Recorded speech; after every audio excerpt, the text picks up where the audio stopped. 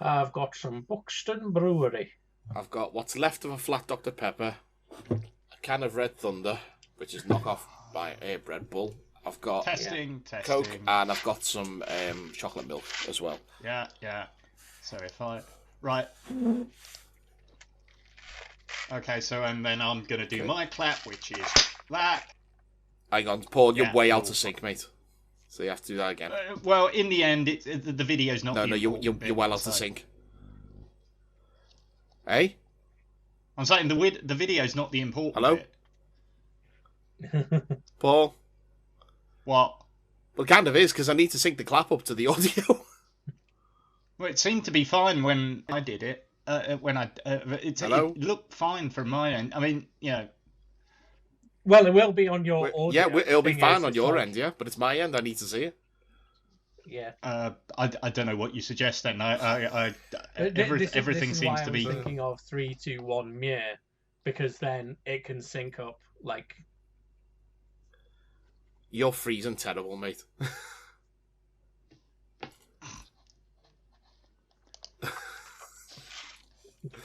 Oh god, yeah. It's fun, isn't it? I'll send you. Do you know what? I might send you the Amazon list that I found for my webcam. It was only like a £5, so.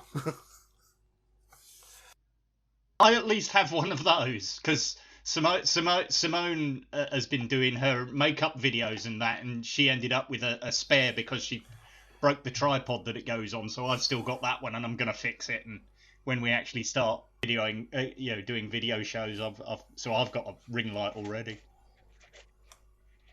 Fair enough. It's just over there somewhere.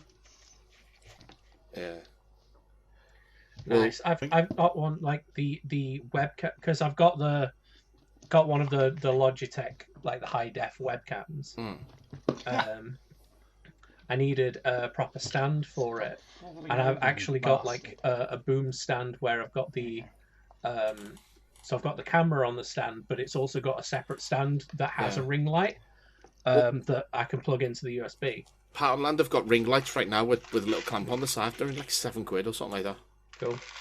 Oh, the other thing that I brought today, which was appropriate, was nerds. Hey, do you know what? I went to an American Dungeons and Dragons nerds. Nice. I was in town today, and I went to an American sweet shop because the kid was just like, "Oh, I want to find these particular crisps." I'm just like, "Go on then." And there's one sweet shop in town that looks like Weasley's Weezers from the movies, and we thought, "Oh, we'll go to that one." But on the way, we spotted a new one that's opened up. I said, "We'll just go in there." I wasn't planning on going in it whatsoever. We walked in, and I'm just having a little look around, and just bumped into me mate Kyle, who we used to work with last year. I was like, "Oh, all right." I'd literally texted him about last week or the week before saying, "I haven't seen you in ages. Let's get together in the new year." And then I bumped into him. I was like, "Oh, okay, yeah." And then so we were chatting for a while, and then I said, "Oh, we're going to go to this other shop now," and he's just like, "That's where we're going." So we kind of went round town with each other every time we needed to go somewhere. He was going there as well. So weird. It was so strange. That's cool. That's kind of like how after work on Wednesday, I was like, okay, well, I'm gonna pop to Meadow Hall to get something, which is where I bought these, and because specifically, like yours, I wanted to go to the American sweet shop specifically because I wanted some Arizona iced tea, okay. And as I'm walking in, I've just been to the bank to drop off a check for a resident. She wanted me to put it in her bank for her. So I did that. And as I'm walking in, my mate Toby, who's bassist in my band Utilitarian, like all of a sudden, like I'm walking one direction and then like into Meadow Hall, and just from the side of me, just sliding out from the opposite side, just goes shoop, and Toby's just stood there and he's like, "Hello, hey!" I'm like, "What are you doing here?" He's like, "I'm killing time before I have to do a Bible study session." So I'm like, "All right, cool, yeah."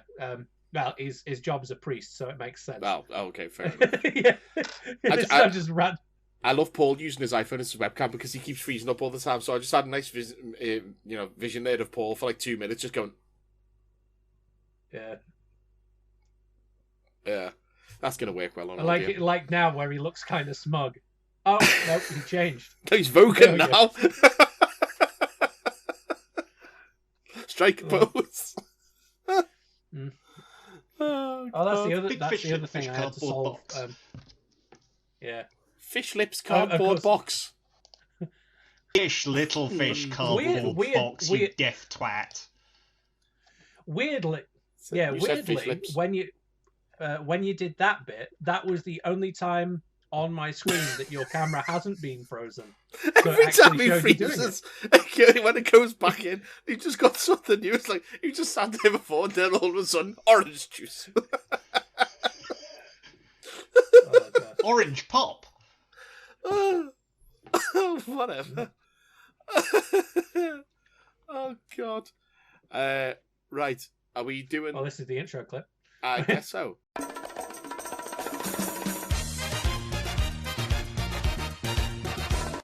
I'm a secret lemonade drinker.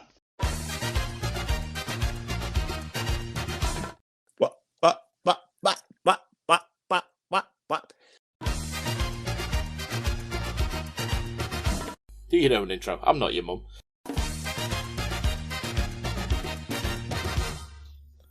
They came like a bolt out of the blue to discuss everything in geekdom. Ladies and gentlemen, it's time for the attack of the 50-foot nerds. Hello, ladies and gentlemen. It is the Attack of the 50-Foot Nerds podcast. This is episode 61, and I am your host, Mike Bell. And joining me once again as we launch into the land of streaming through StreamYard, because it's much easier than Skype, is... Me, Amara. Hi. And also... I'm a secret lemonade drinker. Whites.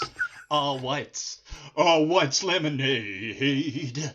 I'm a secret lemonade drink. Well, it's actually orange pop, but there wasn't a decent advert that I could do for that.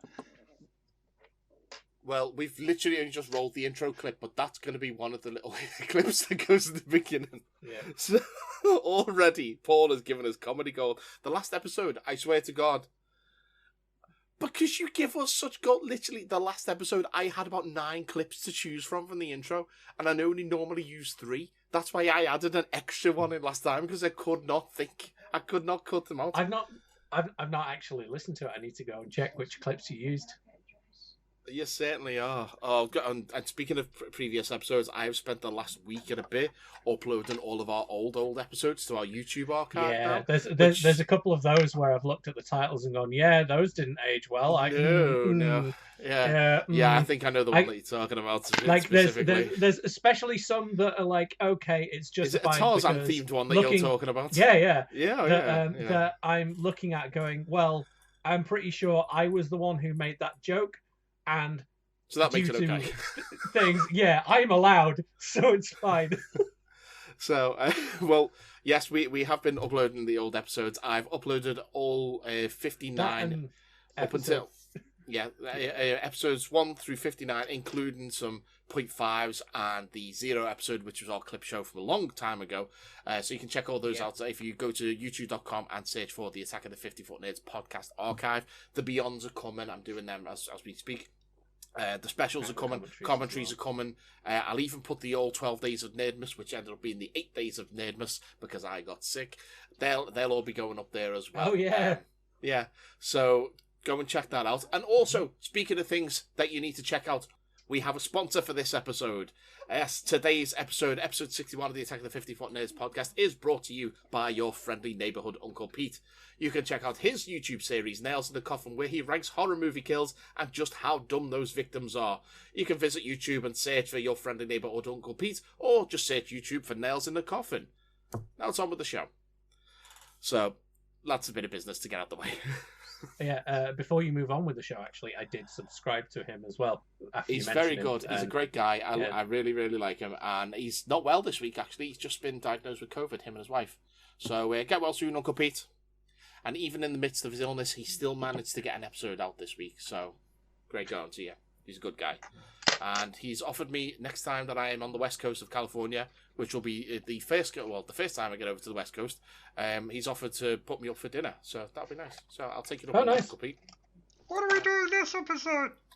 So, what are we doing this episode, I hear you cry? It's the same thing we've been doing for the last 2 episodes. We're talking about movies. Yeah, because we need to catch up. Yes, this is Like, the we need third to get part. all the catching up out the way, and then we can finally move on to normal Exactly. business. Well, this is the third part of our two-part episode, where we're going to be talking about movies that came out while we were on our break. And this is going to cover episode, the year 2021, from January all the way up to present. Yes. Are we also going to talk about the other film just this that we last meant week to or so. talk about last time? Yes, we are. We're going to be talking about Jay and Silent Bob Reboot. We will talk about that at the end. So, Yeah.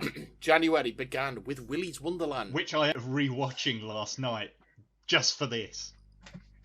Yeah, it's basically just Five Nights at Freddy's, the movie. I was going to say, I haven't seen it, but weirdly enough, I heard it mentioned because I was watching a game theory video last night, specifically GT Live, and MatPat was doing one of those, like, those iceberg pictures. Oh, yeah. Where it's like, one of those about Five Nights at Freddy's, and it says FNAF movie, and the Mirror Matt who was with him goes, "Isn't that the movie with Nicolas Cage?" And they had a whole conversation about it. I was that's a film that I should probably look up. Well, they are still making Five Nights at Freddy's official movie, but in the meantime, if you want to check out Willy's Wonderland, that does have Nicolas Cage, and there is also another movie about animatronics come to life, which is the Banana Splits movie. Yes, which is a lot of fun. It's batshit crazy, and I really enjoyed it. Yeah, she really enjoyed it as well. Yeah, I've seen a review of it. I think I haven't watched it yet, but I think it the looks ridiculous. Yes, that'll be the. I never remember about Splits is because Dunes is of a giant mole. You were watching kids. Your lag is because it's oh my god. Mole. Size of a giant mod. Get on your Vespers. It's the size of a giant mod. Oh, it's just the attack of the 50-foot mods. Dun, dun, dun, dun, dun, dun, dun. Oh my god! Like just oh god, the internet's so broken. Well, we have like this is the. We need to fucking mod Paul so he works. We can have a mod Paul with just his face as Thomas the Tank Engine. In 5 minutes, he's just going to scream Eliza Dush. Fire the Eliza Dush cannon! Oh, God. I can't find that sounder. Don't know where it's gone. Yeah, I'll have another look in my files and see if I've got it. I'll probably have it somewhere. I hope so. Yeah. So that was Willy's Wonderland. We'll move on and Coming to America, the sequel to Coming to America. Yeah, still not watched it. But this time it's 2 with the number 2 because sequel. Mm-hmm. Not got around to watching just like yet. 3 Fast, 3 Furious. Yes. And 8 Fast, 8 Furious. And Jurassic was 7-old. Yeah. Yeah. Oh my! Or like Fantastic for 4. Oh God! Don't remind me about that damn movie. 4 task shit. I didn't see Coming to America. Did you just yell Pendick? That's what I thought. Oh my God! The episode is just going to be called Paul Lags a Lot. The logo looks like it says full stick. I think that's what we called the episode when we did the commentary. No, I thought I referenced it. I just for some reason in my head, Pendick. I put the 4 in the wrong place. Pyro penis. Which is why I called it Fantastic for 4. Because for some reason in my head, the 4 replaced the O instead of the A, and now you've said it, the A makes way more sense to be a 4. Because 4 point schlong. Speak. Just kidding. Keep going with the appendix. Anyway, so yeah, none of us saw it. No. Anyway, move on. Raya and the Last Dragon on Disney Plus. Still have not got round to it, even though it was free. Neither have I. Yeah, I still never got round to that. Yeah, well. No. Yes Day on Netflix, which was just a massive rip-off of Yes Man, which was the adaptation of the Danny Wallace book with Jim Carrey. This has got, oh God, Ada was married to Affleck. Oh, Electra. Why am I blanking on her name? Jennifer Love Hewitt. No. Oh, God. Why am I blanking on her name? Jenny from the Block. No, that's the other one. Oh. I want to say it's Jennifer Connelly, but it's not. What the hell was her name? Of all his wives being called Jennifer. All of his wives. I think he's only been married once. But anyway, Ada used to be married to Affleck and was Elektra in that movie. Elektra. Yeah, she basically is a uptight, stuck-up bitch and gets told, oh, you need to have a yes day with your kids. Let them blow off steam, and that way they'll be more obedient. And they fuck shit up. Jennifer Destroy Garner. her house. Jennifer Connelly. Is it? Jennifer, where'd you get that from? What did you say? I said Jennifer Garner. Jennifer Garner. It's all the Jennifers. Too many Jennifers in Hollywood. I like Jennifer Garner. Yeah, I like. She's I on my I said, list. who the fuck is she? And you were sat there like, I'm lagging. You ask my missus. The title sequence to Alias 5 years straight. What? What? Who was? You doing what for 60 seconds a day, 5 days straight? Pendick! What else came out earlier this year? Speaking of Affleck, it was the Justice League Snyder Cut. The 4-hour-long version of 4.3 superhero-ness. It's out. I never watched it. The only thing I know about it is that it's out because catching up on Anti-Donna podcasts, the South African Sams turned up and were like, Mark, you need to watch the Snyder Cut, Mark, and like spent half an hour trying to convince Mark to watch the Snyder Cut while he was supposed to be apparently saving the life of a monkey. That's the only thing I know about this film. Okay. And it's in black and white. Yeah, I remember that bit. No, it's not in black and white. Is it not? The Snyder Cut. No, he. I think now that it's got its Blu-ray release, I think there's a black and white cut on there. But oh right, I thought. Maybe that's what's throwing me. I thought there was a. It's bit okay. That was in black and white. It fills in. It's a lot better than the Whedon version. But it's very bloated. There was no way they could have ever released that on its own. No chance. So the Snyder Cut is better. Snyder Cut is better than the Justice League. Oh, absolutely. I don't like the fact that it was clearly filmed with Affleck talking to, a Green Lantern, and then they put in the Martian Manhunter afterwards because Zack Snyder just went on Twitter one day and just went, yeah, Martian Manhunter, sure, why not? Yeah, it's very obvious that he hasn't got a clue who he's looking at in those scenes. But yeah, and there's a whole thing about where I didn't realize Martian Manhunter was in it. Into this Martian Manhunter. It's weird. It's weird. I like this. I like Darkseid. I like the Sword. What's his face? Steppenwolf is still all. I need the mother box. He's still, basically the same, except he just looks different. Came in playing Born to Be Wild really loudly. Yeah. Well, it's. I can say I've watched it. The stuff in the alternate timeline. And bit slow on the uptake there, Paul. He's got lag. Yeah. Paul's going to tell us about Willy's Wonderland in a minute. Yeah, the stuff in the future, the nightmare sequence and stuff like that. It's there.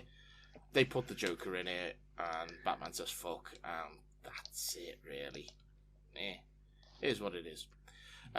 Something else that is what it is Godzilla vs Kong. I was very underwhelmed. Very underwhelmed. Is that how he becomes King Kong? Like, after he defeats Godzilla, he's like, I am king now. No, he doesn't defeat Godzilla. They give him a giant crown. No, he doesn't. What? He doesn't defeat Godzilla. He becomes King Kong. Spoiler cannon!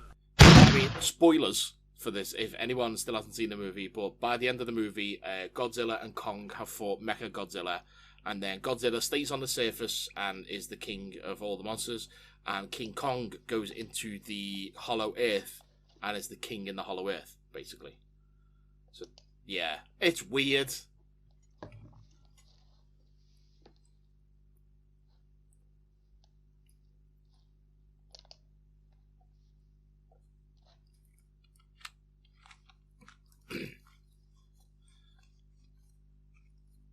Did you not see the trailer? Mechagodzilla is like all over that thing.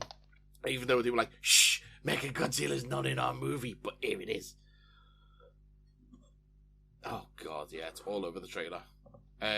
We've lost Paul. He's lagged so much that he's disappeared. Oh, well. Yeah, so it means I'm going to have to get my screen recorder back up so I can sync his audio back up when he reappears. God damn you. Well, he'll leave it recording. You would think so, but I don't know. Yeah. Anyway, what's next? Next film while we wait for him. Next film is Thunder Force, which was the... Isn't that a Death Clock song? No, that's Thunder Horse. Sorry. It's the one with Melissa McCarthy gets superpowers, that movie, on Netflix. I don't know that one. Oh, it's not worth your time. Fair enough. It's absolutely terrible. Basically, I forget her name now. That other Jennifer actress. Garner. Yeah, Jennifer Garner is basically been priming her daughter her entire life to get this super soldier serum that she's been making, and Melissa McCarthy takes it by accident and becomes a superhero. It's rubbish. Yeah. Speaking of things that also were rubbish, Mortal Kombat, the reboot. Oh, I mean, I liked it. I think The protagonist has literal plot armor. Yeah, it does have the downside of being about a dude that never appeared in the games and but I was like, well, I mean, because I watched it with Connor, I was like, well, it's fine. Connor's not seen it either. We're more excited about the fights anyway. Here's this no-name guy. Let's have him kill our ultimate character, Goro. Like, yeah, that was a bit weird. That's stupid. I was hoping that, like, spoilers for the film. I was hoping that at the end, when it was like, oh, his ancestor is Scorpion, that he'd be like, oh, okay, and then he becomes the new Scorpion, and then from there they're just like, he's Scorpion, but then he got like random armor powers. Yeah, and then Scorpion came back, and even though he's from feudal Japan and speaks only Japanese, decided to go, get over here! For no reason, other than, the game. Yeah. We're going to go back to Zack Snyder now. Army of the Dead on Netflix. Again, very underwhelming, and it's very confusing with all the time loops and alternate realities and alien stuff and zombie robots. It's very strange. Weird. Very, very strange. Paul is lagging so much that he doesn't even speak anymore, apparently. He just smashes stuff about on his desktop.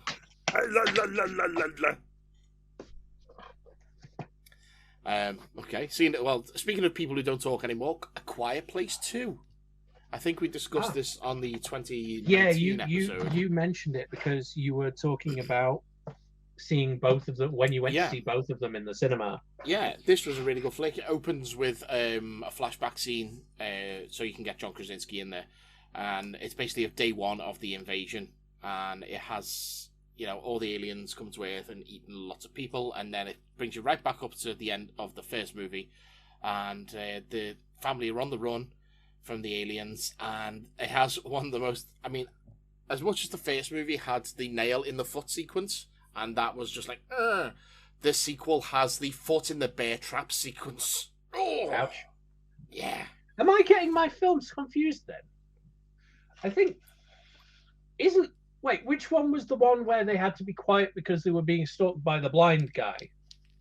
Stalked by the... Oh, that was, Don't Breathe. Oh, okay. Because in my head, I thought that was A Quiet Place. So when you went, so they're escaping the aliens, I was like... That's the one where the blind guy's been jerking off into a turkey base that wants to impregnate some random woman. Ooh. But yeah, no, that's why, like, when you said, okay, so they're escaping from the aliens, I was like, wait, hold on, what? What aliens? I thought it was a blind guy that was killing them. Well, he was on Avatar. He was in Avatar, Stephen Lang. Gonna move on. Cruella, the Emma Stone Cruella de Vil prequel to 101 Dalmatians. I've still not seen it because it is a movie with dogs in, And if I watch that, my dog will destroy my television because he does not like to see other dogs. Fair. And I've got a portrait of him commissioned for Christmas for Daddy. I hope she doesn't listen to this, actually. But yeah, we're going to put that on the wall, so hopefully he'll recognise himself and won't bark at it. Otherwise, it's going to be very noisy in our house every day. What? How would the dog listen to the podcast?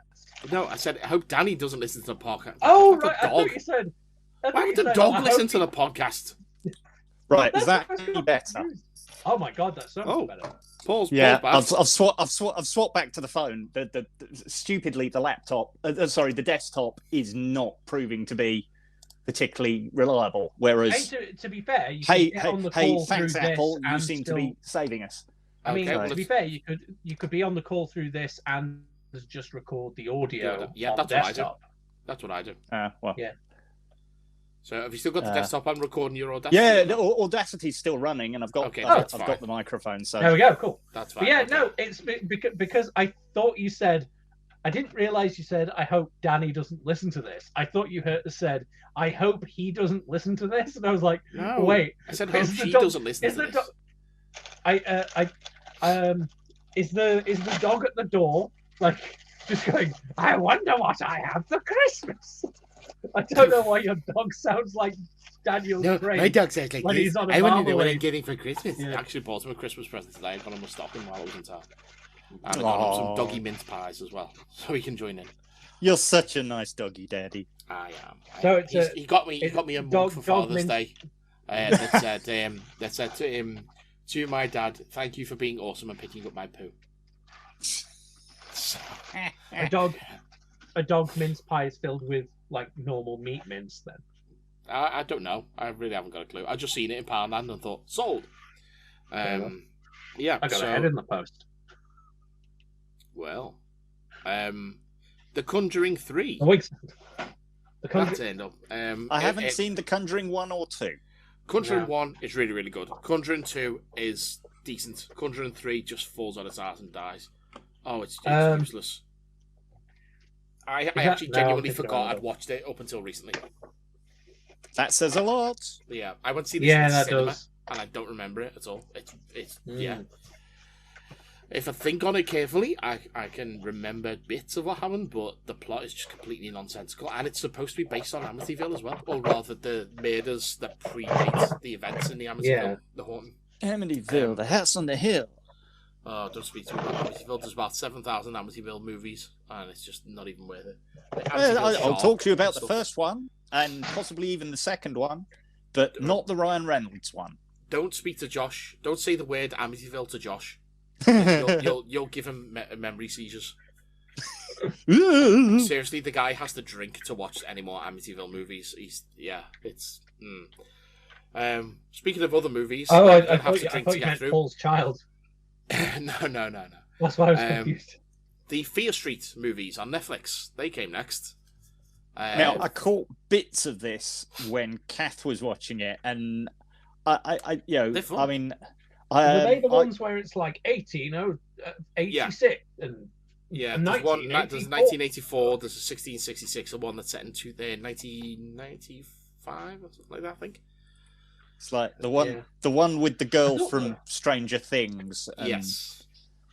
And, well, to be fair, two of them have got Millie Brown. The beginning of the first movie has one of the girls from Stranger Things in it. She gets killed off quite quickly, and then the second movie has the redhead girl from Stranger Things in it, and she's the main character the whole way through.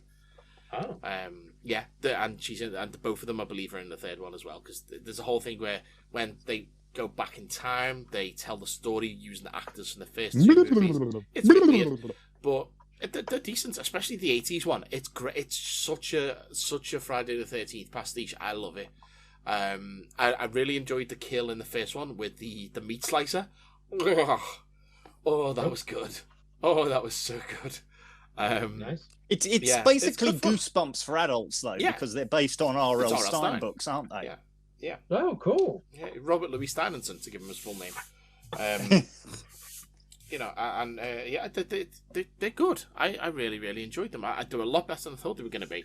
And the fact that, they are a trilogy that came out a week apart. You could watch the first one, digest it, and then you're ready to watch the next one the next week. It was really good fun. Speaking of sequels that came out, though, why so soon, we all thought, when they announced Space Jam 2 20 years later? I Are we I saw that in the cinema. Are we skipping the Marvel movie that came out just before that? Which one was that? Black Widow came out before Space Jam. Is that not on my list?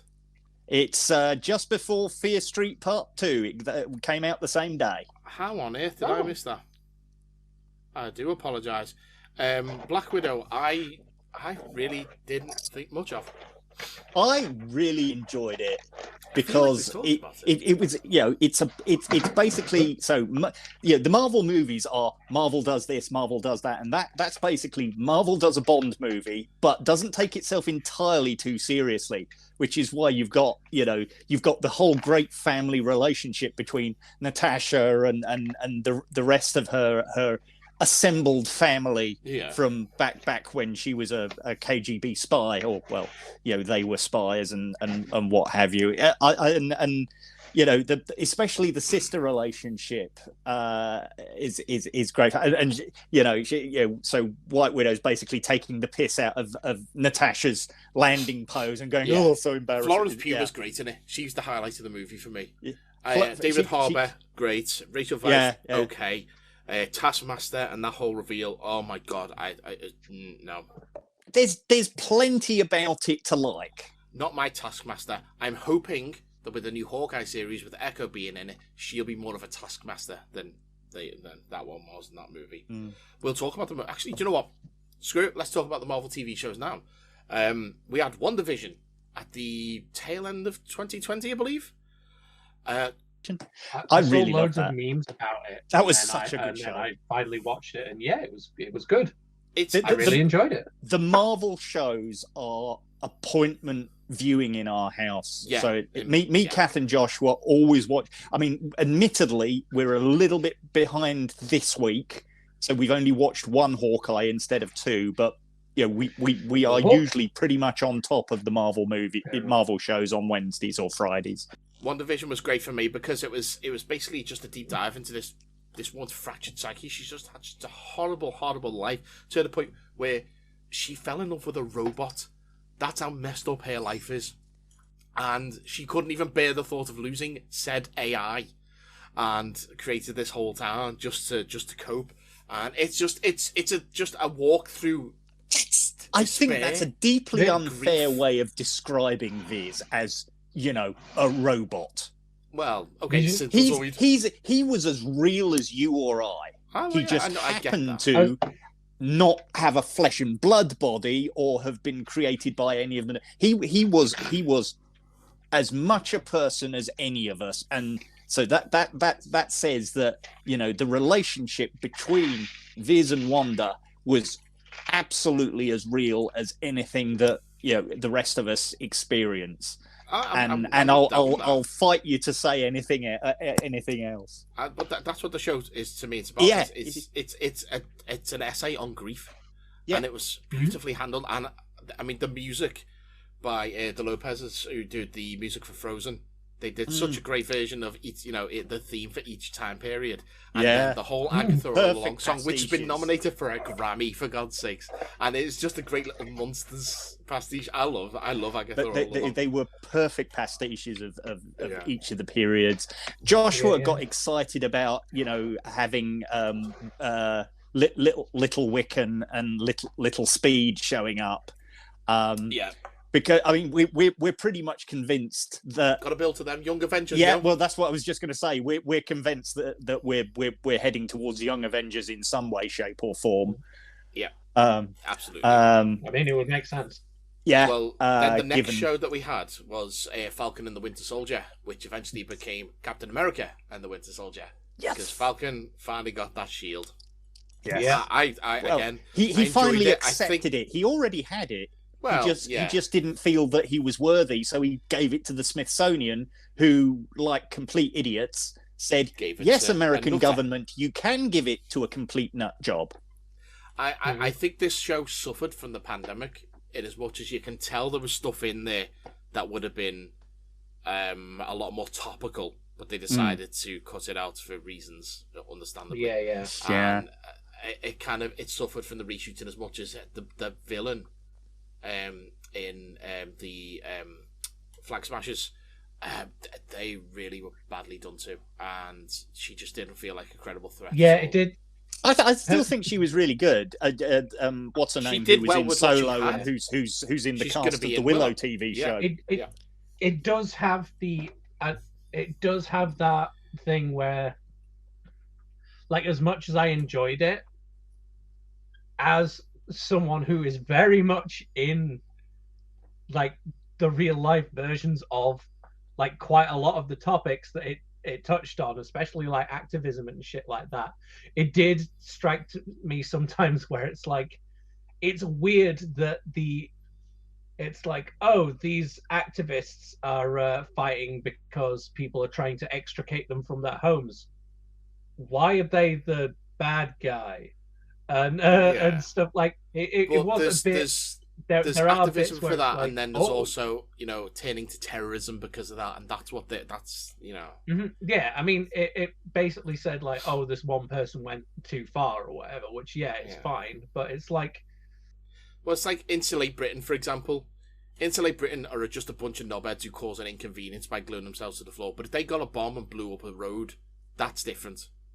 So, and that's what they were basically doing with this. Is they were just like, okay, we could go out there and we could glue ourselves to our houses, or we can take super soldier serum and fuck shit up. And it's where do you find that line in your activism? And they cross that line. Very, very much what I consider the most traditional Marvel TV show compared to the movies. Yeah, and that's why Danny fell away from it. She wasn't as interested in this one as she was WandaVision. Oh, that's a shame. Because I think the beauty of the Marvel universe is that you've got that variety of subgenre, while still like using the Marvel characters. Wait a couple of months, you'll get another one, and the next one that came along was Loki. And boy, howdy, was this a good show! I so enjoyed. Marvel Loki. Does Doctor Who. But it wasn't that let's go to a different time period every week that we thought it was going to be. Yeah. It was literally Loki. Episode 1 was a fucking clip show, for God's sakes. It's Loki. Here's who you are. You're not a very nice man. Try and be better. And he tried. But then ultimately, he was just like... So what they did was they took Variant Loki, sat him down, and made him watch Thor and the Avengers. Yeah. It was a clip show. Well, it wasn't even a clip show. It was a show of us watching somebody else watch Marvel movies. Okay, it was Loki. Gogglebox. I was going to say, so it's Marvel. Oh, Mike, they stole our idea. Did we have that? Yeah, I'm sure we did a whole bit where we were talking about a Gogglebox where it was fictional characters, and we had like Thor and Loki as as two of the characters, because I remember Emperor Palpatine and Vader also being people watching. Right. Yes. It's still a fucking idea. Oh my god! Bizarrely, this is not a new idea because I've just started. We stole someone else's idea. Fucking hell!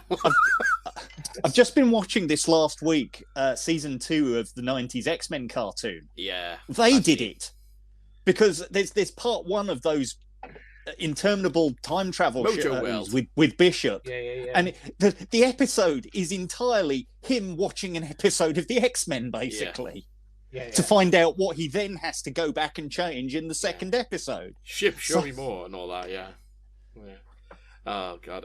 But Loki was really good. I did not expect Kang to turn up at the, or rather, He Who Remains to turn up at the end. Oh yeah. I mean, they teased it, I guess, with he who shall be Kang. Yeah, I it was great. As much as the last half an hour of that series was just like, we've just had our final battle. Now let's just go and sit and talk to this guy. Like very much like Matrix Reloaded, or Revolutions, whichever one it is. The second one. Reloaded, the one with. I've literally watched it yesterday. It's the architect conversation. Yeah, you have your big battle, and then you go and sit in front of an old guy. And but at least Matrix 3 still had action stuff as well, whereas this was just like, go and talk to your old guy. End. My hot take: I still rate Reloaded over Revolutions. Well, we'll wait to the fourth one because we'll see what Resurrection comes up with. And So yeah, Loki was really good. I loved Kid Loki. I loved Crocodile Richard E. Grant Loki. Loki. Yeah, Loki. I forgot that Richard E. Grant Loki. See, this is why we know it's basically Marvel does Doctor Who, because we have a legitimate Doctor Who. Yeah, well, to be fair, we had a Doctor Who variant. Yeah. We had David Tennant as the Pale Man, and we had Christopher Eccleston as Malekith. So we have had Doctor Who's before. Yeah. One of the things that I liked as well was like the nods. There were a couple of things that I had to explain to my mate John, who was watching it as well, because there were a couple of nods to like proper classic conspiracy theories in there as well. Yeah, like the guy on the plane. What's his name? Yeah. I don't mind blanking on that. Hold on, let me. I don't remember. I can't remember his name now. Yeah, but they had that, and that was just Loki doing a day. DB Cooper. DB Oh Cooper, yes, that's DB Cooper, which they did a whole riff on in Prison Break. Yes, yeah. Yeah, and then they also had the ship that was like later on they had the ship that disappeared in the Philadelphia experiment. Yep. Yeah. That's a film I've seen a few they had times. The Thanos copter. Yeah, that was weird. Oh and my God, that was Frog amazing. 4 in a jar. Yeah, Throg. Yeah, Throg. Throg. That was him. Yeah. It was great show. And then after that we had What If, which had its ups and its downs. I enjoyed. I did enjoy. It was a bit like that Tony Stark died basically every time he turned up, and the one episode where he was supposed to survive got shunted to season 2. Yes. So that did not make that finale jarring though, when it was just like, I'm coming to get you, I'm coming to get you, I'm coming to get you, and you, we haven't met you yet, but I'm coming to get you. Yeah, Jeffrey Wright though as the Watcher, Jesus, perfect casting.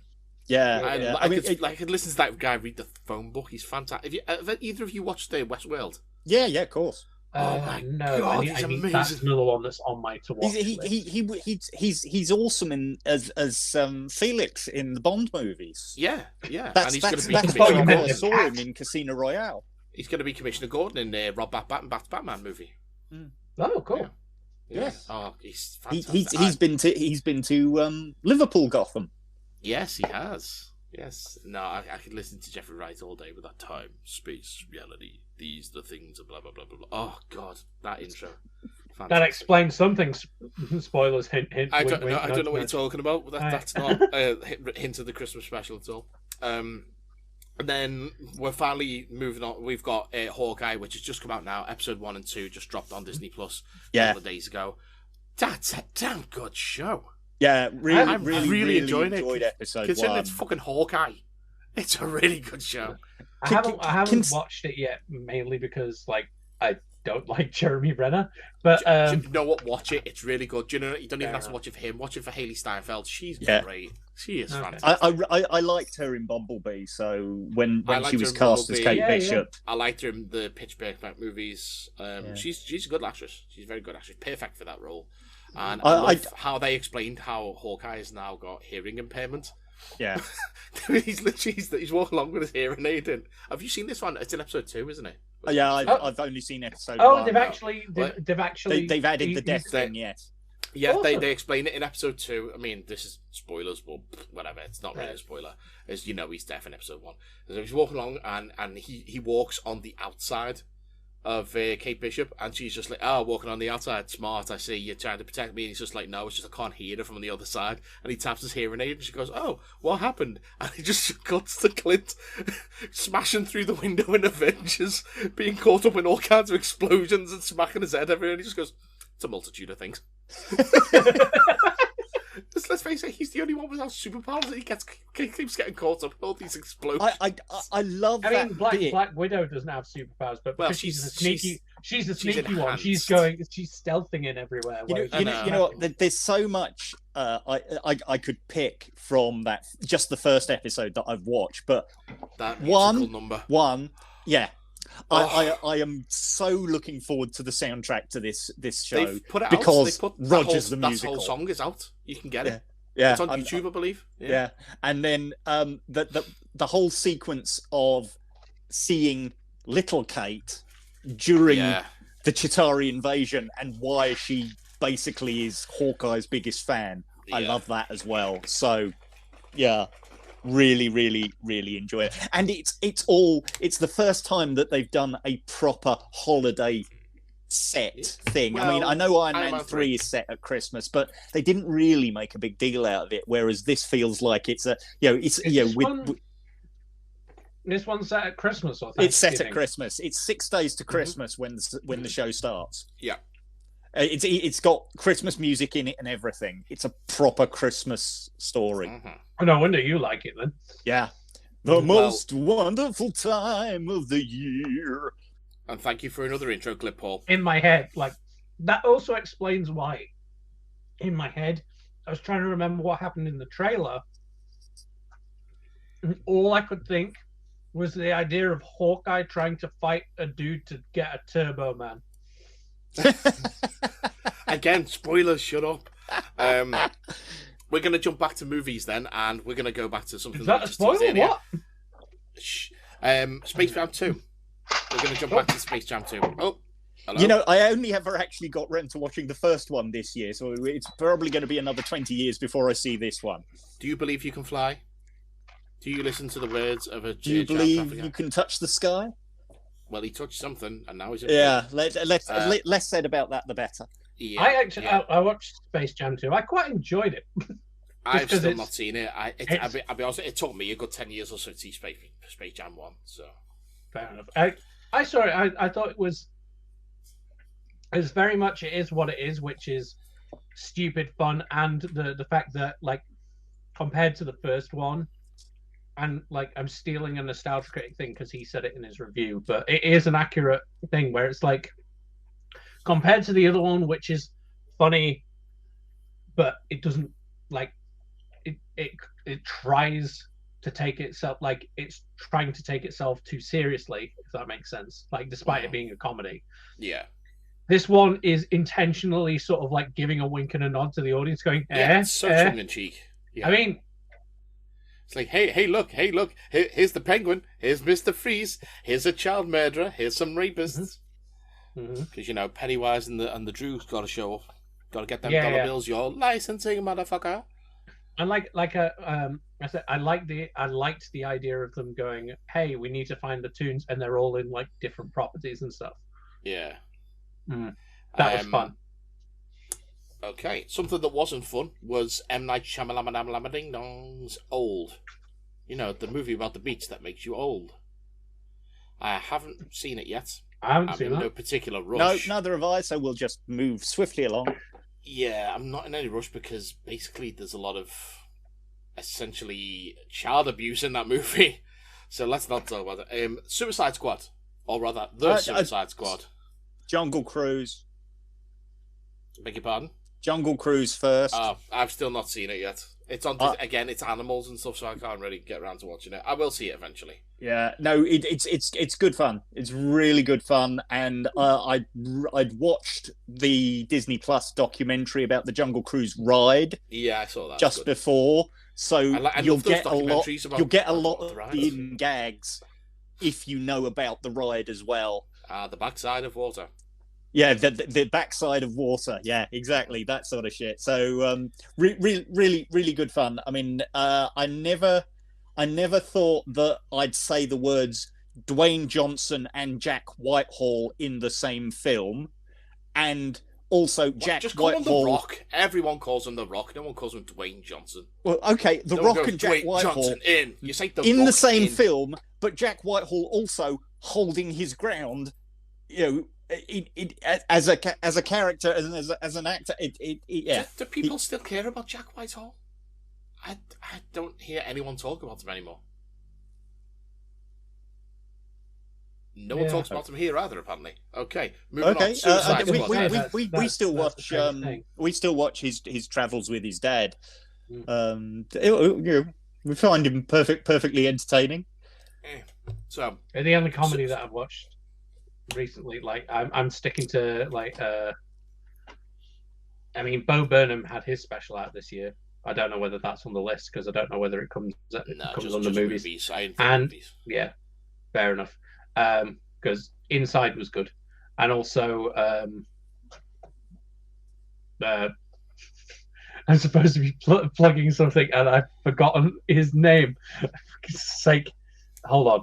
I will get back to you on that. Next film. Okay, well, Suicide Squad, anyway. With Idris Elba as Will Smith. Idris Elba as Bloodsport. James A. Caster, that's who I was thinking of. Oh, him, he's okay. Yeah. He's just a him. little bit mainly horrible. like he started off his new special defending me, so he's got to be good in my book. Fair enough. I enjoyed Suicide Squad. I like the fake out with the first squad who were just a diversionary tactic on the beach. They were only there just to die. Yes, let's bring Jai Courtney back from the first movie just to slaughter him. God, it was such fun. And Weasel, great character, great joke. Basically, let's be honest with you. King Shark. I was going to say the footage I've seen of King Shark. King Shark was hilarious. He was such good fun. Sylvester Stallone is in that I am just a joke now, and I am playing along with the joke phase of his career. And it's like everyone knows that Rocky IV is such an outlandish piece of cinema. He's just like, do you know what? Yes, it is. Here's some more of it and put out a director's cut. An extra 45 minutes of it, and you know what? You like it enough, you're going to pay for it. Exactly, yeah. But I'm sad that they took out Paulie's robot. Yeah, 80s robot. What a shame. But Suicide Squad, great. I mean, it's just another chance for Margot Robbie to go and be Harley Quinn as she does. She's fine in the role. I wish they give her something a bit more meaty. But instead of just being, I am a jokey character, ha ha ha ha. The problem I had was there's whole scenes where there's supposed to be some guy in there, and there was a gap. What was going on? Oh, yes, yeah, okay, I get you. Because that guy you're talking about. His name is John C. I presume this was going to be one of those Henry Cavill mustache things that has digitized someone out or something. No, I enjoyed John Cena. I think he's a great comedic actor. Are you sure about that? But don't watch that Fire movie that he did, and don't watch Blockers either because they're a bit crap. Okay, next movie on the list, Free Guy. Movie I only got to when it came onto Disney Plus, but I thoroughly enjoyed. It was good fun. That was. It looks fun. It's it's Ryan Reynolds doing what Ryan Reynolds does. Reynolds does best. Yeah. Jodie Comer's great in it. The kid Steve from Stranger Things. I forget the guy's name, but he's really good. The guy who plays Steve on Stranger Things, and he's in Free Guy as well. I cannot for the life of me remember his name, but he's really good actor. I want to see him in everything. I really enjoy that kid. I think he's going places. He really is. The Free Guy was great. Yeah, it's basically just GTA the game, really, isn't it? Nice. GTA I just remember like the other things is because Connor was like, oh yeah, there's Jacksepticeye and Mr. Beat. Mr. Beat. Yeah, no. Joshua pointed out that all of these YouTubers were real YouTubers. Pokemon, yes. Yeah, Danny likes Jacksepticeye. So when we were watching it, she was like, "Oh, there's me guy." So yeah, it was good fun movie. So Taika Waititi is a good villain.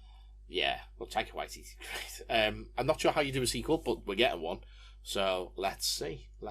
Maybe it has. Maybe it's based on FIFA, and Wrexham gets to be a really good team on FIFA 2022 or something. Yeah, but then you've got to bring in the guys from Always Sunny in Philadelphia as well, which I'm not averse to because I really like that show. I really like that show. If you don't watch it. It's fantastic, and it's like the longest running live action comedy series now, and it's this hidden gem that no one knows about, and I adore it. Speaking of other comedy shows, I finally got around to watching this year. Schitt's Creek. Oh my god, that's a good funny show. What's that? Sorry. Schitt's Creek. That's a great show with Eugene Levy and Catherine O'Hara. Oh my god, they are phenomenal. Yeah, I've caught little bits and pieces earlier this year when Kath binged through it, I good. Oh, sorry. And definitely check it out if you haven't seen it. So next on the list was Shangshi, which is a movie I saw last weekend. Sean! Bloody loved it. Sean, Oh yeah, Legend of the Ten I Rings. loved it. Yeah, So much fun. Yeah. That bus action me and sequence. Connor watched it at like. I have something so o'clock much at night. respect for the bus sequence now that I've seen the behind the scenes I haven't episode seen on. it yet. I need to watch on, the Marvel thing. Yeah, the Oh, Insider or that whatever it's that called. is amazing. But it's another film that basically says Awkwafina needs to be in everything. Because Yeah. I love her to I bits. think She's we get brilliant. just the right amount. We don't need to oversaturate her. She doesn't need to be a star. She needs to be the comic relief. That is a perfect role for it. You don't need any more. She's great in Jumanji. She's great in Ocean's 9, 8, 7, 6, 5, 4, 3, 2, 1. Thunderbirds are go. She's great in Shang-Chi. So I don't She need is. to see her as the star. She's perfectly well serviced as she is. The bus action sequence was great. I thought the Mandarin. Mandrian? I can't speak to her. Yeah, the Mandalorian. He was great. I was a bit annoyed about like how the dude's just trying to beat up a wall for a long time, and then all these dragons start to come out, and he's not thinking something's not right about this, but I'll just keep beating up a wall, see what happens. You know, a bit useless. And I'm a bit annoyed that, again, fire that spoiler cannon. Spoiler cannon. They killed off the Mandarin. Why would you kill off the Mandarin so early? Yeah, that does. Although to be fair, like in there they weren't calling it. They were like, they also the whole thing was like, I can't believe these Westerners gave me such a stupid name. Who would go by the name of the an Mandarin? orange. And then I was not expecting Ben Kingsley to show up. Yeah, I completely that was forgot great. about that until he And turned up. I Morris. was like, My name's oh Trevor, shit! Trevor's Fatty. With little Morris. Yeah, you could see. Yeah, Oh, he's- Morris was brilliant.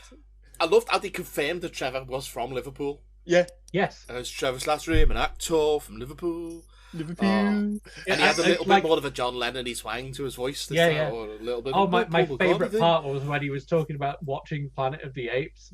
And he's like, oh no, it's been protected. He's like, well, if monkeys can learn, it's just acting. It's like, if monkeys can learn how to act, then I've got hope. I'm like, wait, hold on. I love Trevor. He needs to he's be in great. more. I'm interested I to could- see how they bring the Ten Rings back, because now that we Yeah. know what the organisation has become, Yeah. and obviously Well, the it's fact that the Ten Rings that's themselves will be that's very explored like later the on. comics because, you know, Shang-Chi's sister historically in the comics has been, you know, at odds with their father, has been a villain, has been Yeah. ahead of whatever the you know. Obviously, in the comics, it was originally Fu Manchu and the Si-Fan. But you know, so this is them, you know, Do you know what really threw me out setting in up this for a movie? future Shang-Chi movie. But then you've What got really- the whole stuff with the actual rings and have they come from space and what's Wong saying about them and Yeah. what have you? So Speaking of Wong, that fight sequence with the Abomination, as short as it was great. I Yeah. want to see more of that Abomination. That's a fantastic redesign. I love Wong. Wong should be in every movie. But what really threw me out of the movie, just for a split second, was when we're in Shang-Chi's apartment. He's a single guy. He lives alone in a one-room apartment. Why does he need 5,000 shoes? He's got more shoes than I have food in my cupboard right now. I mean, I genuinely couldn't comment. It makes no sense. I Anyway, mean, that could also be a cultural thing because it's like how I know it's very much a cultural thing for like more Eastern because Vicky being a massive K-pop fan and watching BTS stuff all the time, she's mentioned that like one of the things she's noticed is they all have like very strict like skincare regimes and keep all their stuff in the fridge and things. And I'm like, I've never seen anyone, like girl or guy in Western society doing that sort of stuff. So it could just be like it could be because that was one other thing I liked about Shang-Chi was the fact that it was like, okay, we're gonna explore this kind of like feel and this like cultural background, and like, Yeah, that's and exactly it's the not point. it's and it's not like, hey, look, Asians. It's just I like, like when they went like, through the portal thing to the other world, essentially, and it was basically like, look, hey, look, it's Ninetales from Pokemon. Hey, look, it's Arcanine from Pokemon. And it's just like, yes, we are all the creatures that were the. Hey, to be fair, it makes sense. They're all based on like. Yeah, Chinese they're all based on Chinese mythology. mythology. Yeah, I get it. But it was just I said to Danny, I was just like, hang on, when did we put Detective Pikachu on? You know, well, we're moving from one Marvel property to a Fox Marvel property. Venom, Let There Be Carnage. Still not seen it yet. I haven't seen it yet. Not in a rush. Sony. Not in a rush. Oh yeah, it's Sony. That's a fair point. My apologies, Sony. Yeah, Fox doesn't exist anymore. Exactly.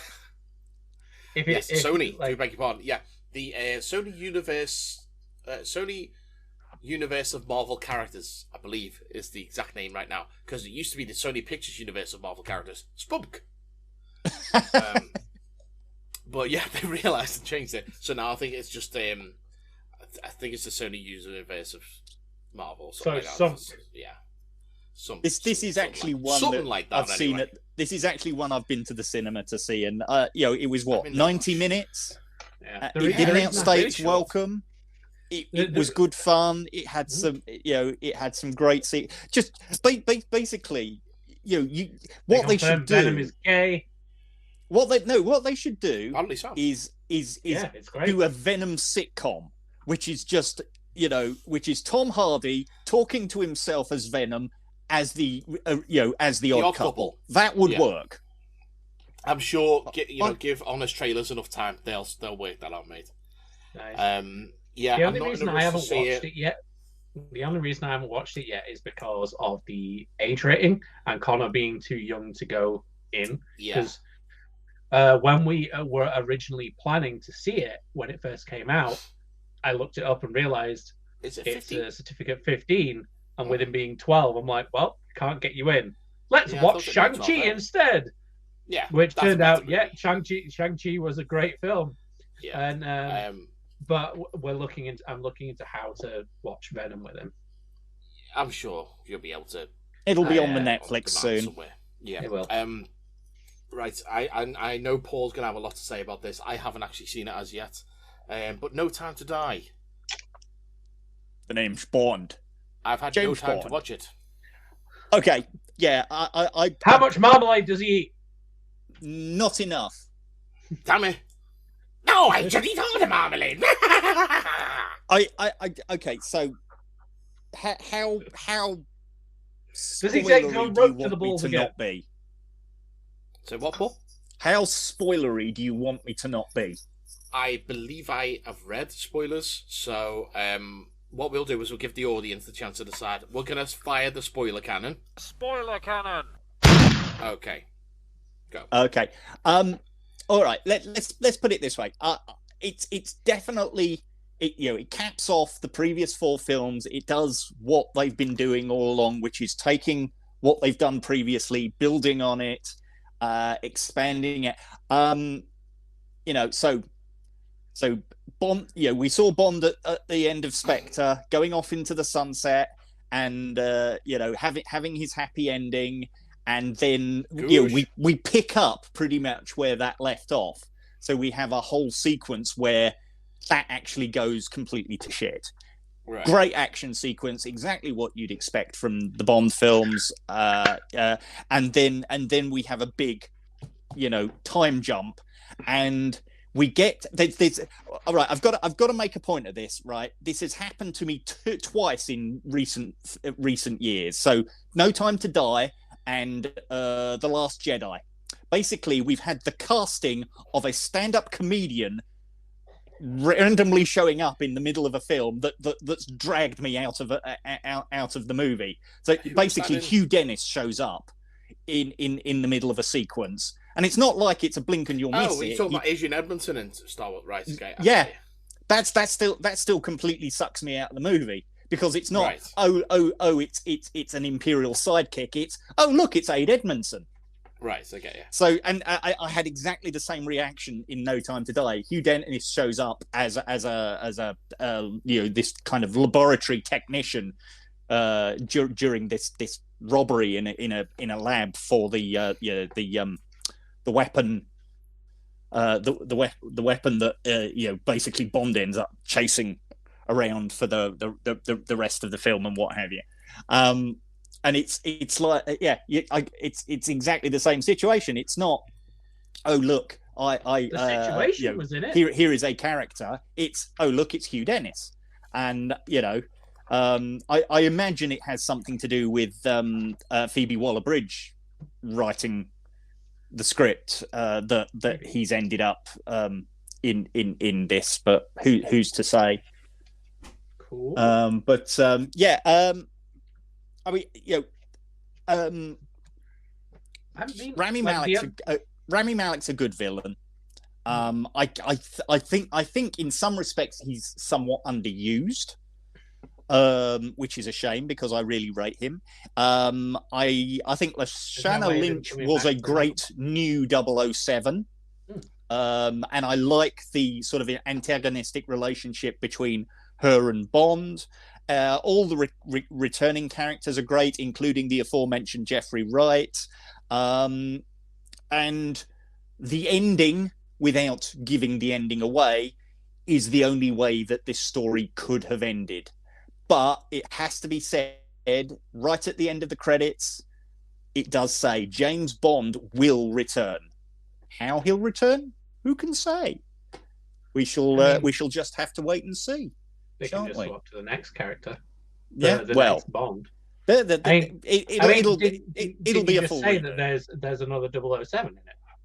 Yeah, but that's not James Bond and 007 are not necessarily the same thing. I know they're different things, but yeah, I'm just saying, like, they've already used because, like, God, it's been so long since I've watched it. Because I'll be honest, like the Daniel Craig films, like once they got into, because they got into gritty action more, I was like, that's not really like to say that James Bond can't really be like, it's really hard to say you're a secret agent when all that you do is turn up, shoot a bunch of shit, and blow stuff up. Like, that's not, you're not being very secretive. But and like I remember seeing a couple of the films and being like, yeah, they're all right. The only thing I knew about this one was the fact that Billie Eilish did the music for it, like did the theme song. Yeah, thank you, lockdown, because obviously they were literally just about to release the film, put the song out, and then it's like, yeah, you're gonna have to wait another year for the film. Yeah. We've been waiting for this film a long time, but it was well worth it, in my opinion. Fair enough. And because I can't remember, the last one was Skyfall, wasn't it? No, last one was Spectre. Skyfall was the one before that. Oh, okay. How long has Daniel Craig been James Bond? Like, is he? I can tell you that. Is he beating? Is he beating? Like Sean Connery? He's done 5 films. He's done 5 films, and he joined Casino Royale was 2006. So 15 years by the time. Is he? Like, has he been like been Bond the most times in a film then? No. Like, No. Sean Connery still did the most movies. 1, 2, 3, 4, 5, 6. Connery did 7 movies over 9 years, including the skip. Roger Moore did 1, 2, 3, 4, 5, 6, 7 movies over 12 years. Oh, okay. He's only done average, 5 movies, but that's been over the longest period of time. Right. Okay. It's because I'm thinking of like how, because the Bond that I grew up with was Pierce Brosnan, and he only did like James Bond, squeak. Yeah, and obviously he was a bit more silly with it, and he was only in like 3, wasn't he? 4. 4. Oh. 4. GoldenEye, Tomorrow Never Dies, Yeah. World Is Not Enough, Die Another Day. Oh yeah, of course. Yeah, I mean, I can forgive if you forget Die Another Day, because a lot of people do. I certainly, as much as possible, blank the theme tune because I just don't like it. But yeah, the Pierce Brosnan movies are kind of a halfway house between the campiness of the 70s and 80s Roger Moore movies, and then what we got later with the slightly grittier. It was kind of a halfway house. So, the Pierce Brosnan movies, Tomorrow Never Dies was the first one I saw at the cinema. It's still to this day my favorite Pierce Brosnan movie. So, I mean, to be fair, like Pierce Brosnan being in GoldenEye created one of the greatest games for Nintendo 64. So, oh yeah, I mean, we were all playing that at university. Exactly. I mean, you know, we'd go around. We'd basically have a house party, and there'd be like 20 of us shoved into somebody's small room, or four-way death match on GoldenEye. Nice.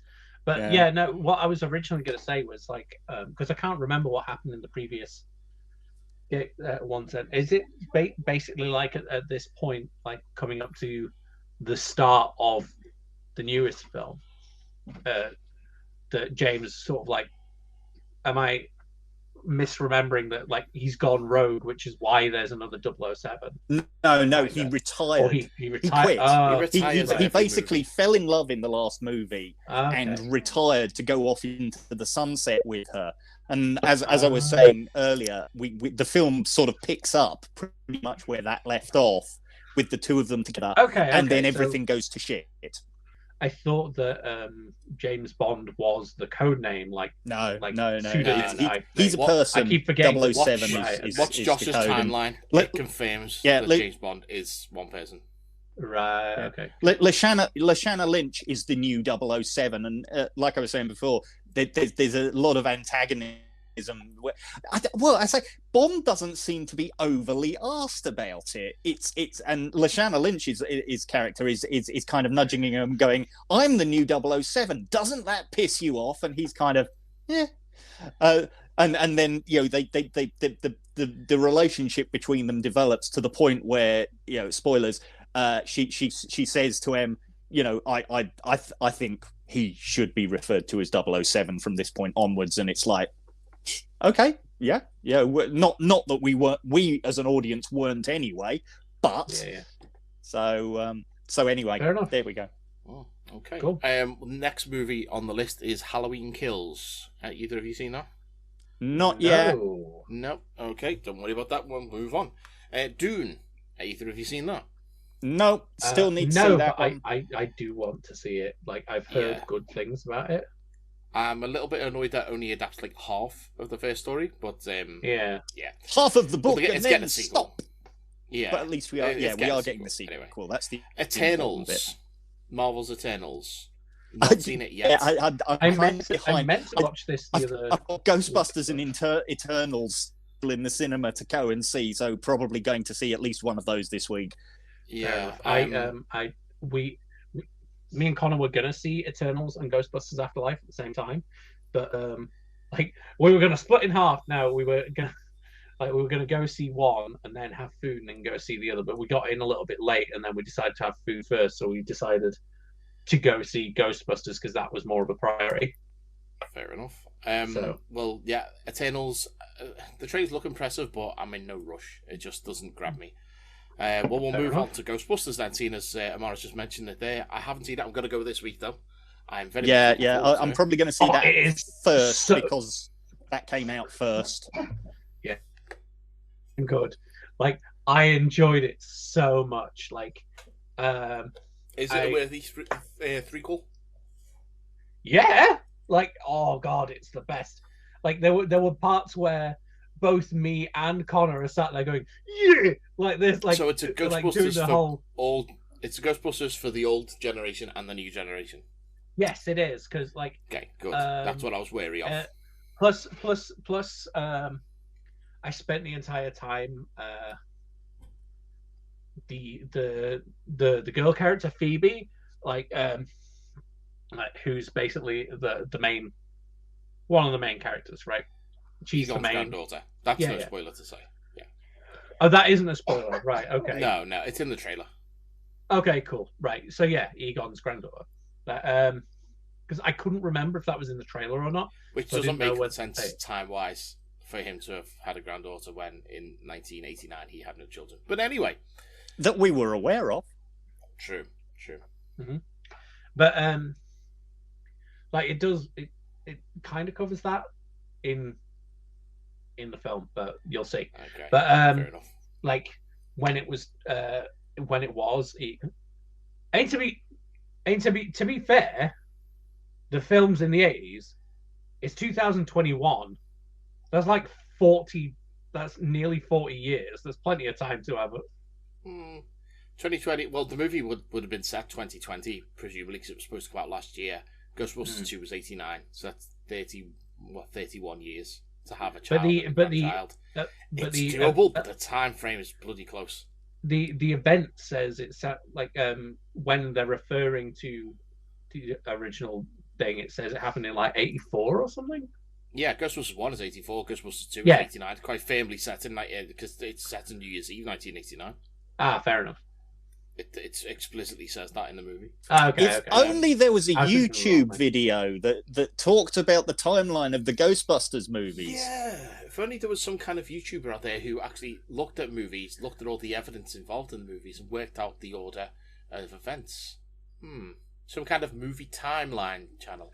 Yeah, but going back to it, like Phoebe, one of the main takeaways that I really loved her character was that's the girl I wish I'd been like growing up, basically. And I was the only one that was consistently like, because at the beginning, not a spoiler. Finn Wolfhard's character basically says to her, "Oh, have you been practicing your jokes to be able to make friends at school?" And she starts with, and she goes like, why can't you believe anything an atom says? Because they make up everything. Ugh. And like, I thought it was funny. I love stupid jokes. Maybe it's like the that. delivery. I don't know. But yeah, I absolutely love this film. To the point I want to go see it again. Like, even though I don't have Connor with me, I want to go see it again. I think when I see the movie, I'll probably do some kind of review or reaction for the YouTube channel. So cool. We'll see. Next movie I've got on the list is Red Notice, the Netflix movie with The Rock, Ryan Reynolds, and Gal Gadot. Dwayne. The Rock, Ryan Reynolds. Yeah. Ryan the Rock Reynolds. Right, yeah. That'd be a weird alternate universe, wouldn't it? I saw him. I saw The Rock named as Dave The Rock Johnson once. So I always just refer to him as Dave now. Hello, Dave. Or just The Rock. Hello, Dave. Hello, Dave. The Rock Johnson. I just know that during the filming of like Jungle Cruise and Jumanji, he apparently wanted two separate gyms building. And he refers to them as his Crystal Palace. As James. He refers to them as James. James. So have you seen Red Notice then? No. I haven't seen that one yet. I did. We have skipped over a Netflix movie that I watched tonight, which, funnily enough, it takes us back to something that we kind of went past earlier. Right. So, you weren't overly fussed by Army of the Dead, so I guess Army of Thieves. Haven't seen Army. Have you seen Army of Thieves? Not yet. Granted, that character was decent in Army of the Dead. Yeah. I'm in no rush really. We decided to watch the prequel first, and really enjoyed it. I mean, Matthias Schweighöfer is like I'm not surprised that he's kind of broken out and they've given his character, given him in his own movie and what have you. But then so Natalie Emmanuel, yeah, we know her from Game of Thrones. Guz Khan, I wasn't expecting to see in a movie, and I know him because he's on Taskmaster. Yeah. And he's on the Uber Eats adverts. But great. It was great fun. It's been great fun. Really enjoyed it, and we're looking forward to watching the first one now. One thing I should have mentioned actually when we were talking about Army of the Dead was how well they cut around the actor who had to be recast because he's a child. Cut around. They spent millions on basically, why did they have to recast him? Because he was a twat. They basically CGI'd him out and put Tig Notaro in. It's Kevin Spacey rules. Oh, yeah. Right. When you've got one of those in your movie, cut him out, put someone else in. Yes. It makes sense. It makes nonsense. The 2 more movies left on the list. I'll you know what? I'll leave one of them for last. So we'll do Resident Evil: Welcome to Raccoon City. Not seen it yet. Seen that, but... The trailers look a bit rubbish, but it looks to be more accurate than the other movies. I shall be watching it, I'm sure, because I binged all of. I find because all of them were on Amazon Prime last year, so I watched all of the Resident Evil films for Halloween last year. This hopefully seems to be more horror than action. They missed a trick to reference the original film, because I remember when the original film came out, that was when Slipknot released their video for My Plague, and it was the remix that they did for the original Resident Evil film. And they're releasing the new Resident Evil film at the same time Slipknot released their new single, Chapeltown Rag. So they should have done I remember having the very first Resident Evil movie on copy on VCD, 2 discs. So oh my God. Swap them over halfway through. Jesus. And the last movie that I've got on the list is Home Sweet Home Alone. Oh my God. I haven't had a chance to watch it yet. It dropped on Disney Plus Day. I saw it. I will be watching it. I saw it on Disney Plus because at work they were watching the Home Alone films. So they were watching Home Alone 1, Home Alone 2. Funnily enough, I came in just as got weird looks because in Home Alone 2, it got to the bit where Trump appears, and I went boo at the back of the room, and no one understood why. Well, I am planning to watch Home Sweet Home Alone on Christmas Eve. Fair enough. The only thing I know, other than obviously it's a reboot of the franchise, is Aisling B's in it, and she's doing an English accent, and people had gone on Twitter and basically said to her, "Why are you doing an English accent?" To which she replied, "Because the character's English." Yeah, and she's famously Irish. She's very Irish, isn't she? I like Aisling B.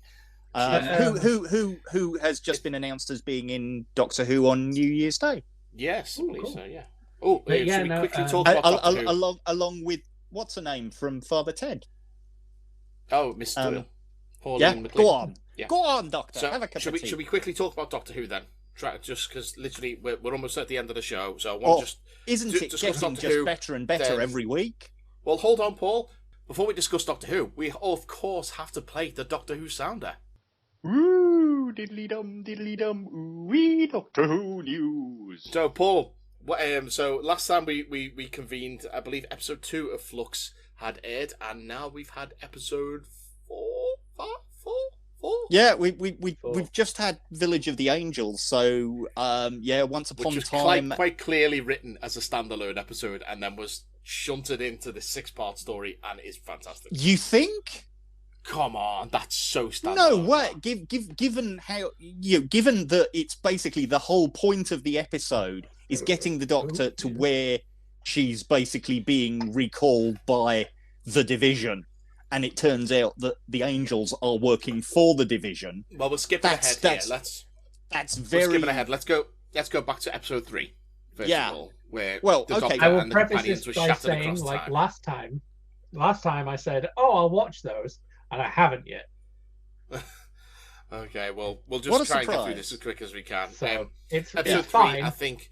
The only thing I know is I've seen a picture of what I presume is from the most recent one, and all that I know is now that there's at least one scene where Priti Patel would try and get you arrested if you disrespected the Doctor because she's a statue now. Yes, that's correct. Well, episode 3. Before we get to the Angels, episode 3 was the Doctor and the companions were scattered across time, and everything was a bit wibbly wobbly. And it was an odd one. And I'll be honest with you, if you hadn't seen episode 1 and 2, you would have been completely lost. Fair enough. Let's be honest. But there was a lot going for it, and it builds a lot on the Timeless Child stuff from last time out. It wasn't just split them up for the sake of splitting them up in different time zones. They're basically all experiencing different timelines of their own, including the Doctor actually experiencing the fugitive Doctor's life very briefly, and how that ties into all the shit that's going on with Swarm, Azure, and Passenger. What I liked about that is it threw into doubt the fact that is the fugitive Doctor a pre-Hartnell incarnation, or is it actually a future incarnation? No, it didn't. It did not in any way, shape, or form. It totally did to me. No, totally did to me. Not at all. It's pre-Hartnell. It's definitely pre-Hartnell. Because I'll take your word for it. I'm not disputing it. I'm just saying it threw it into a little bit of confusion for me how it all played out. No, but it's interesting to note the guy who plays Passenger. I've actually seen him at a convention. He started out as a cosplayer. That's cool. Yeah, and that's how he got this gig. He was at Wales Comic Con doing what is it? God of War? Oh right, nice. Doing Kratos. The passenger mask that's available on Wish for like £5. Joshua bought one at Liverpool Comic Con the other week. Yeah, before the show had even been on, that mask was available. So they've just bought that off the shelf. Yeah, that's why. But obviously after the fact, Joshua decided, there's one, I'll have that. So Joshua's bought. Paid a lot more than he would have done on Wish. I am a passenger. But it's that his theme. Yeah. So I remember seeing Johnny Mathers at Wales Comic Con doing that cosplay, and there's photos of him online and everything. So wow, I thought he was dead. Okay, I'm the only one who knows who Johnny Mathers is. Okay, Mathers. Right. Okay. Dear old Lord. Well, yeah. Episode 3 was a bit wibbly wobbly, but episode 4, the Village of the Angels. Don't blink, or it'll shit you up. That's another one going at the start, isn't it? Possibly. If you're listening along to this, try and figure out where I picked the clips from. In fact, you'll have heard. Whatever. Pick your own clips and send them to us. 50footnerds@gmail.com. Do your own intro. I'm not your mum. Right. These are clips. I am. Oh dear God. So we meet Professor. What's his name? Eustachius Jericho. Eustachius Jericho. That's it's Kevin McNally's back again. He's great. In a much better episode. And a much better costume, it has to be said. For those of you who don't know what I'm talking about, he was in Colin Baker's first story, the Twin Dilemma. Yes. The dilemma being which of the twins would we strangle first? And he had a very, very glittery silver, purple, and black costume. He was a space cop, basically. I was worried where that was going. He was a very young space cop. He had a glittery. Yeah, the leader of the gang. The less said about glittery things, the better. The fact that the Angels are basically systematically taking out everyone from this town one by one by one. It was such fun, such fun. Even the companions didn't escape, in an Amy and Rory style. They got blasted back to 1901, and I liked the little girl meeting her older self. Yes, that was fun.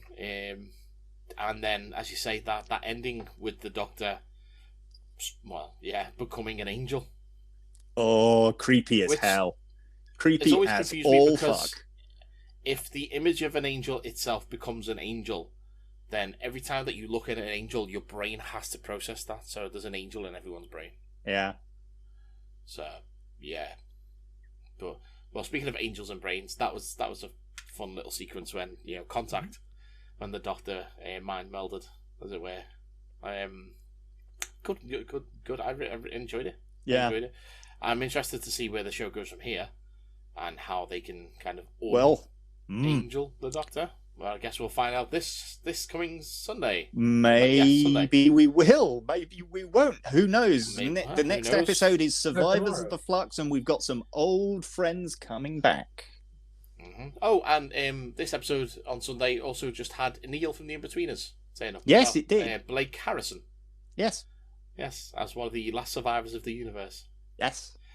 Yeah. I read a theory online that Belle and Vinda could end up being the Timeless Child's parents. Yeah, Joshua seems to like that one. I think. Yeah. But I don't see it myself. I don't like that. Well, that's the Doctor Who roundup. So we will see what happens next time. So finally, we're going to be going back to a movie that we promised to do a long time ago. We're going to finally discuss Jay and Silent Bob Reboot. Yay! Yeah, it was great. I mean, it's everything you want in a Jay and Bob movie, isn't it? Really, Yeah. The guys get to pull silly faces, run around, be silly. Ben Affleck turns up. There's a happy ending. He bloody made me cry. Of course. It didn't make me cry, but I was very happy to see that as much as it was a sequel to Jay and Silent Bob, it was a sequel to Chasing Amy. That's my favourite. It was a sequel to every fucking View Askew movie. No, I know, but Yeah. and as much as Jay and Silent Bob Strike Back is a sequel to all the other View Askew movies, this in particular I'll be was honest, a sequel to Jay and Silent Bob Strike Back and Chasing Amy. I did not expect it to get as weirdly meta as it did. Where they're like, it's going to be rebooted. Do you know who the reboot is? It's going to be done by Kevin Smith. And I'm like, wait, what? Hold on. Yeah, Kevin Smith exists in his own Askew universe. That doesn't make sense. But okay, let's go with it. So, hang on. Does this mean that the Avengers movies exist within the Kevin Smith Askew universe? But no, they can't, because Stan Lee was in Mallrats in the Avengers in the MCU, but Kevin Smith in the Askew universe mustn't have made Mallrats, because those people are real in that universe, which means that does Stan Lee exist? And then his head exploded. There's a clip for us. Does Stan Lee exist? Oh boy! I don't know whether I exist! I'm an existential metaphor! Yeah, that'll do. It's another one where, right. So I saw it at the cinema, and, Kath didn't like it, but I still really rate it. For those of us who love Kevin's movies and that. Don't tell the rest of that. For those of us who love Kevin Smith's movies, and have been there since the start, yep. There is not you saw bad thing in that movie as far as I'm concerned. Yeah. There's not a bad performance. There is not a bad gag. It's from the smallest appearance of like having David Dasmalchian or Chris Jericho or the weird thing that about it was I was not expecting to see Joe Manganiello in it. Why not? Oh, Joe Manganiello's great. Yeah. Because, come on, if he could be just because in my head, I keep forgetting that he does other shows. In my head, he's always Archon. Flash Thompson. I forgot about that. I always think of him as Archon the Betrayer from the first campaign of Critical Role. I always think of him as a werewolf in True Blood. So Yeah. So it just threw me. Like it was just one of those stars that I didn't expect to see. It's like how I'm pretty sure one of the customers that appears that's from Clerks 2 is also in the new Auntie Donna TV show. I'm like, I didn't expect to see you here. and I've shit seen like the that. first episode of Anti-Donna, and that's it. The one with Homelander in. That's it. Yeah. Yeah. But Jane Silent Bob Reboot was great. But Jane Silent Bob Reboot, I did like the fact that it showing Jay's maturing, but in his own way, if that makes sense. Yes, absolutely. It was nice to catch up with Justice again. It was nice to catch up with see the comic book men. Yeah, that was weird. Like that was the other thing. It's like so comic book men is a thing that exists in this universe. Does that mean that Walt and Steve Dave are on the cast of comic book men in that universe, or is it Brian Johnson and Walt Flanagan? I don't know. Like, but Brian Quinn was playing somebody else. Yeah, Brian Quinn. But Brian Quinn's not on the comic book men, so that's fine. Brian Quinn is playing the same character he did in Dogma. He's the Minnesota dude with the cheese and the movie dolls. He's the same character who just happens to come to Chronicon many years later. Yeah, that's my headcanon. I bet he is. And of course, Mark Bernardin as Sleepy Podcaster. Hey, to be fair, we could email him and ask. Well, next to Jesse Rath and Chris Wood. It was a great movie. I'm looking forward to Clerks 3. I know that Clerks 3 is pretty much the cinematic retelling of the making of Clerks, in as much as Zack and Miri was the cinematic retelling of the making of Clerks, except under the lens of a porn movie. So basically, Kevin Smith is remaking his own movie again. Well, it's kind of because with Zack and Miri, Kevin Smith reusing his own material, that's unheard of. I presume, because with Zack and Miri, it was only very vague, whereas this one is probably going to be very explicit.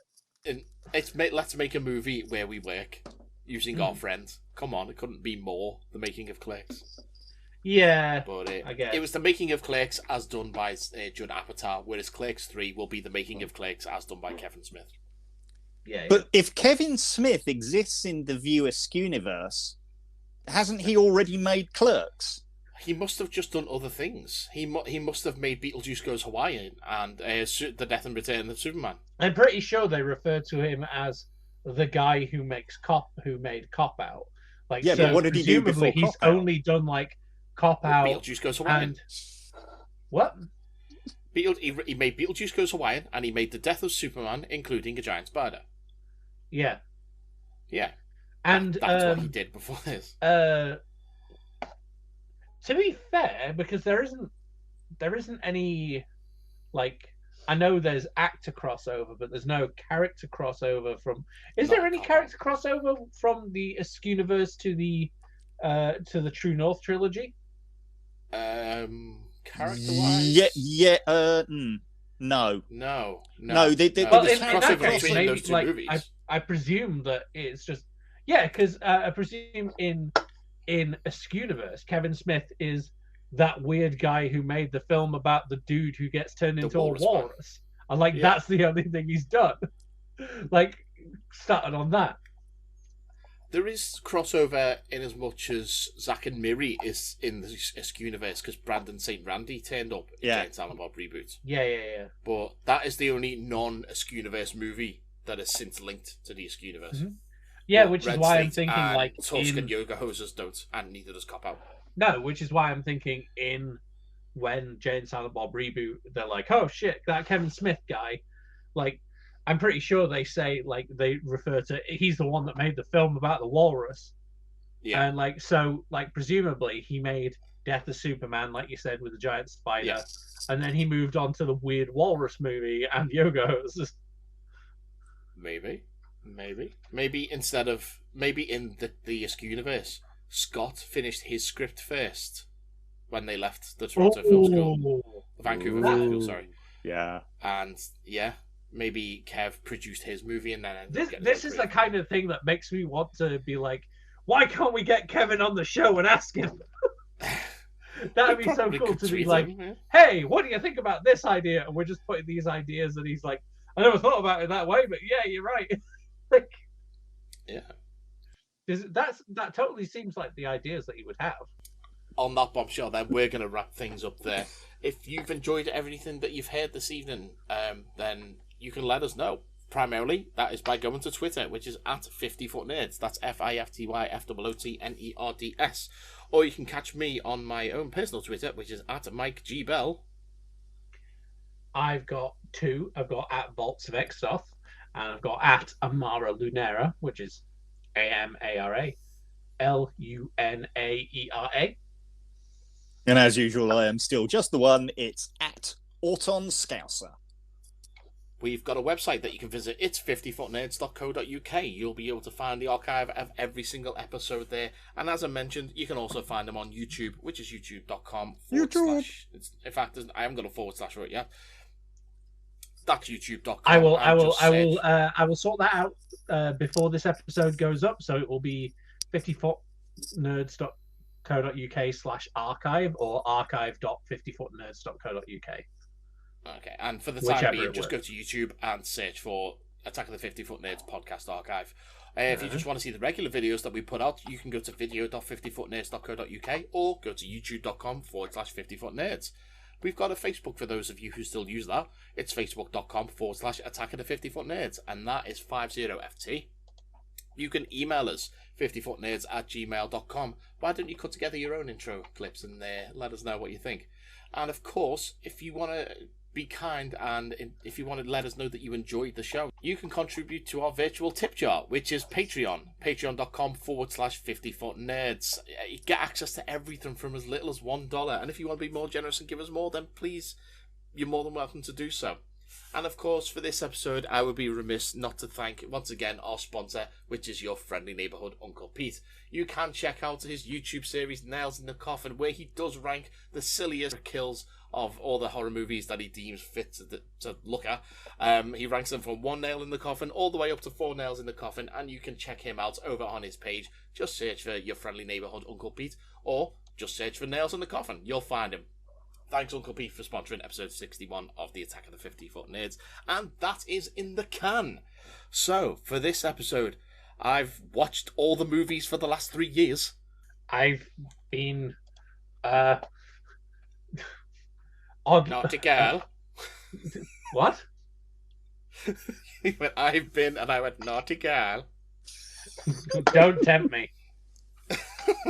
Oh, matron, no. Oh. Go, Paul. Another outro clip. And yeah, I've just been doing whatever the hell it is I do. We've been doing this nearly 10 years now, and I still haven't got a fucking clue what I'm doing. You've been lagging to shit. That's what you've been doing, mate, right? Until next time, geek out.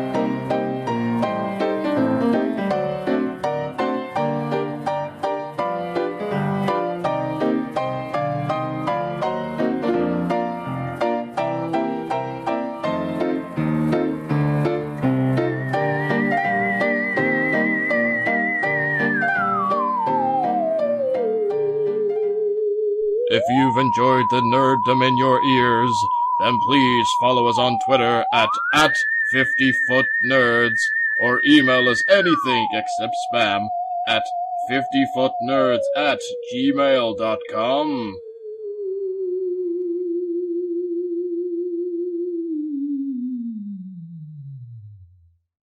Let's play some music that doesn't get us demonetized. Like I said, I can just write as an outro theme that we can. Might have to. That can use. I'll sort of redo like a parody version of the intro.